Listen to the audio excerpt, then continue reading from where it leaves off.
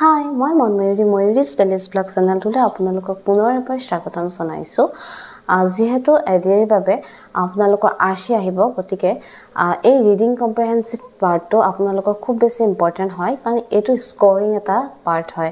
ইয়াৰ পৰা আপোনালোকৰ যদি লাষ্ট টাইম 10টা কোৱেশ্চন আহিছিল, তাৰে আপোনালোকে যদি 8টা মান হলো কোৱেশ্চন বা 9টা হলো কোৱেশ্চন কি হয়, সেই তাৰ ভিতৰতে সোমাই থাকে। কিন্তু ইয়াতে আমাৰ এইটোৱে প্ৰবলেম হয় যে কি ই টাইমটো লৈ লয়।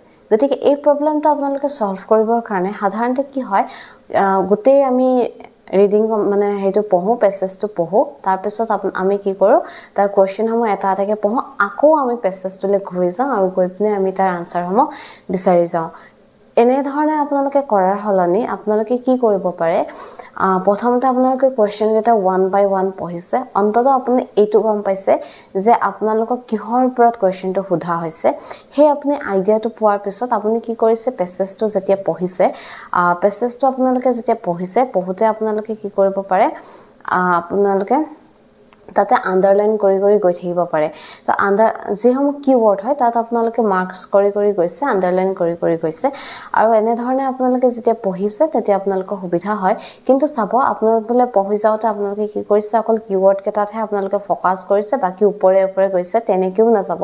ভালদৰে পঢ়ি যাব, যিখিনি হয় পইণ্ট হয়, কাৰণ আপোনালোকে অলৰেডি কোৱেশ্চন কেটা একবাৰ পঢ়ি লৈছে, তাত আপোনালোকে মাৰ্ক কৰি যাব। এতিয়া যেহেতু আপোনাৰ কি হ'ব, কোৱেশ্চনটো আপোনালোকে চাব, তেতিয়া লগালগ আপোনালোকে সেই কিৱৰ্ডৰ হিচাপত গৈ আপোনালোকে তাতে আনসাৰটো পাব। এনে ধৰণে আপোনালোকে কৰিব পাৰে, কিয়নো কি হয়, আৰচি যিসমূহ আনসাৰসমূহ দিয়া থাকে, সেই আনসাৰসমূহ সাধাৰণতে অলপ ট্ৰিকি হিচাপত দি দিয়া হয়, কাৰণ MCQ হয়, ইয়াতে কি হয়, অলমোষ্ট গোটেইকেইটা সিমিলাৰে থাকে।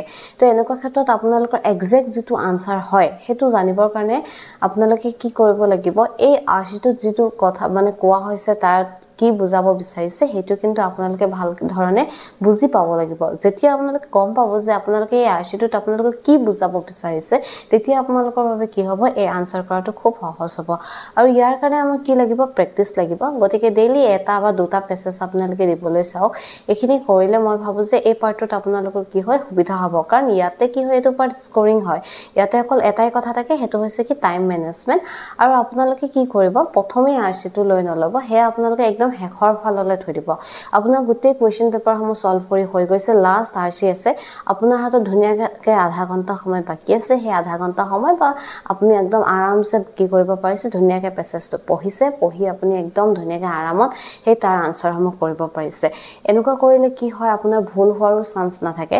নহলে কি হয়, জল্দি কৰিবলৈ যাওঁতে আমি অকমান বেছি ওপৰে পঢ়িব যাওঁতে আমাৰ মেইন পইণ্টটো থাকিহে আকৌ এবাৰ পঢ়িবলগীয়া হয়। তো এনেকুৱা কৰোঁতে কিন্তু আমাৰ কি হয়, সময়টো বেছি গুচি যায়, আৰু সময় বহুত বেছি ইম্পৰ্টেন্ট হয়। গতিকে সেয়াই, আপোনালোকৰ যদি ভিডিঅ'টো ভাল পাইছে তেতিয়াহ'লে লাইক, শ্বেয়াৰ আৰু সাবস্ক্ৰাইব কৰিবলৈ নাপাহৰিব। বাই।